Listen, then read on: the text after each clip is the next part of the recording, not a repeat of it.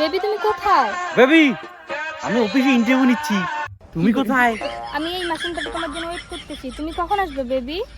Baby, আমার interview নেওয়া হয়ে গেছে, আমি এখনই যাচ্ছি, তুমি মাসান বাটো ওয়েট করো।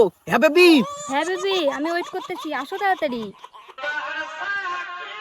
এ বাবু, কোথায় যাস? বাবা মা হাগা নাকছে, আমি হাগির যাং। পরে হাগিস, এখন ধান খান কাট।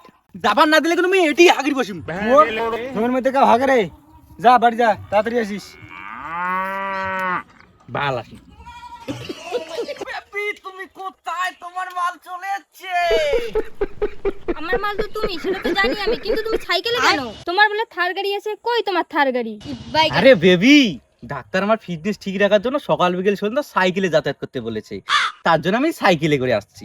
থার থার থার আমার বাড়িতে। ও চলো বেবি, ওখানে বসি।